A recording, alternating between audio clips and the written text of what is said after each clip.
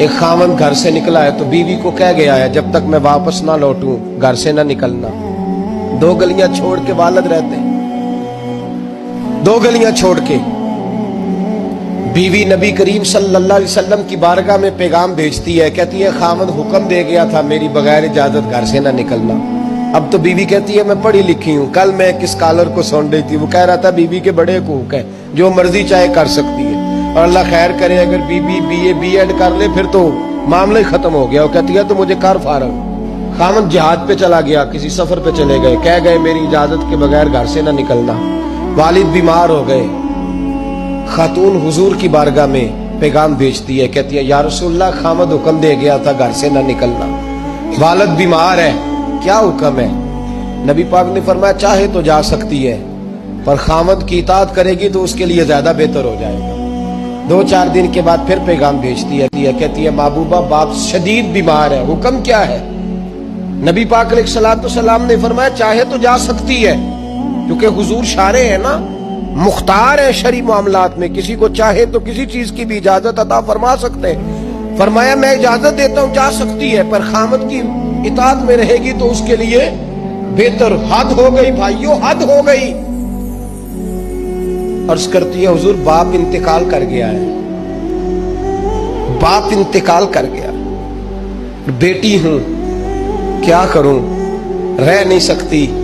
حضور نے فرمایا میں اجازت دیتا ہوں چلی جائے, پر خاوند کی فرما برداری کرے گی تو بہتر ہو جائے گا. صحابہ کہتے ہیں پہلے وہ پیغام بھیجتی تھی, جب باپ کا انتقال ہوا تو اس شام مصطفیٰ نے پیغام بھیجا, فرمایا پتہ کرو گئی تو نہیں, پتہ کرو گئی تو نہیں. صحابی نے واپس آ کے عرض کی حضور کوئی نہیں گئی. فرمایا جاؤ اسے جا کے میری طرف سے خوشخبری دے دو کہ تو نے اپنے خاوند کی فرما برداری کی ہے, رب کریم نے تجھے بھی بخش دیا ہے, تیرے باپ کی بھی بخشش فرما دی, تیرے اس عمل نے تیرے باپ کی بخشش کا سبب بنا دیا ہے. وعلیکم السلام ورحمۃ اللہ وبرکاتہ. محترم بھائی کا سوال ہے جی کہ اجمل قادری صاحب نے یہ واقعہ بیان کیا ہے کہ ایک عورت, اس کا شوہر غزوے میں چلا گیا, اس کے جانے کے بعد اس عورت کا باپ بیمار ہو گیا اور اس کے شوہر کا حکم کہ اس کی غیر موجودگی میں گھر سے باہر نہیں جانا. اب اس کا باپ بیمار ہے تو نبی علیہ الصلوۃ والسلام سے جب یہ بات پوچھی گئی تو اللہ کے رسول نے کہا کہ اپنے باپ کی تیمارداری کا معاملہ, تو کہا کہ اپنے خاوند کی جو ہے نا اطاعت کر, اپنے خاوند کی اطاعت کر. تو وہ عورت جو ہے اپنے باپ کی تیمارداری کے لیے نہیں گئی, حتیٰ کہ اس کا باپ جو ہے وہ فوت ہو گیا. اس کے فوت ہو جانے کے بعد جو ہے نبی علیہ الصلوۃ والسلام کو جب پتہ چلا تو آپ نے کہا کہ ان اللہ قد غفر لابیک, کہ بے شک اللہ نے تیرے باپ کو بخش دیا ہے اس لیے کہ تو نے اپنے خاوند کی اطاعت کی. مطلب کہ کہا کہ تیرے خاوند کی اطاعت کرنا یہ تیرے باپ کی بخشش کا ذریعہ اور سبب بن گیا ہے.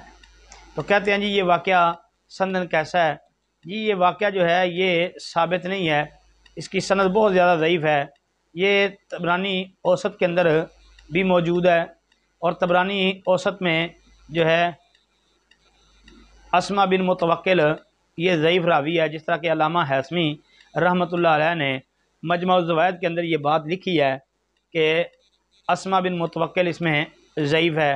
اس کے علاوہ ظافر بن سلیمان جو ہے اس پر بھی کلام ہے. ایسے ہی جو ہے طبرانی والی سند کے اندر جس کی طرف اشارہ دیا امام طبرانی نے, اس میں جابر جوفی بھی ہے, یزید الرقاشی بھی ہے. بہرکیف یہ واقعہ ایک دوسری سند کے ساتھ الترغیب و ترہیب اصبہانی کی, اس میں بھی موجود ہے. اسی طرح امام ابن عدی رحمۃ اللہ علیہ نے الکامل میں یہ قصہ ذکر کیا ہے, اور وہ یوسف بن عطیہ عن ثابت عن انس اس سند سے اس طریق سے ذکر کیا ہے. تو یہ یوسف بن عطیہ صفار یہ منکر الحدیث راوی تھا. امام بخاری رحمۃ اللہ علیہ نے اسے منکر الحدیث قرار دیا ہے, جس طرح کہ امام عقیلی رحمۃ اللہ علیہ نے اپنی کتاب الضعفاء الکبیر میں اس کو درج کیا ہے. امام یحییٰ بن معین رحمۃ اللہ علیہ جو فن رجال کے بہت بڑے امام تھے, انہوں نے بھی اس پر جرح کی ہے, جو کہ عقیلی کی الضعفاء الکبیر میں موجود ہے. اس لیے یہ راوی یوسف بن عطیہ اس کے اوپر اس کے علاوہ بھی بے شمار ائمہ محدثین نے جرح کی ہے۔ پھر یہ واقعہ امام ابن عدی رحمۃ اللہ علیہ نے یوسف بن عطیہ صفار کے ترجمے میں ذکر کیا ہے، اور امام ابن عدی رحمۃ اللہ علیہ فرماتے ہیں کہ اس کی تمام جو ہے روایات جو ہے غیر محفوظ ہیں۔ مطلب یہ کہ امام ابن عدی رحمۃ اللہ علیہ کے نزدیک یہ قصہ، یہ واقعہ، یہ روایت جو ہے ثابت نہیں ہے، محفوظ نہیں ہے۔ مطلب امام المحدثین امام ابن عدی رحمۃ اللہ علیہ کی اس واقعے پر جرح آ گئی ہے، پھر سند بھی اس کی کوئی صحیح نہیں، تو لہذا اس طرح کے واقعے جو ہے ضعیف اور موضوع اور من گھڑت قسم کے، یہ بغیر جرح کے ان کا ذکر کرنا یہ حلال نہیں ہے۔ تو لوگوں کے سامنے اگر بندہ یہ سمجھتا ہے کہ رغبت دلانے کے لیے کر رہے ہیں، تو بھائی رغبت دلانے کے لیے قرآن و سنت کے اندر بے شمار مسائل موجود ہیں، نبی کریم صلی اللہ علیہ وسلم کی صحیح اور حسن حدیثیں موجود ہیں کہ جس سے لوگوں کو رغبت دلائی جا سکے، ترغیب و ترہیب میں ان کو بیان کیا جائے جو صحیح ہیں۔ جو صحیح نہیں ہے، ضعیف اور موضوع اور من گڑت اور ضعیف جداً اس قسم کی روایات، اس قسم کے واقعے، ان سے کلی اجتناب کرنا چاہیے۔ السلام علیکم ورحمۃ اللہ وبرکاتہ۔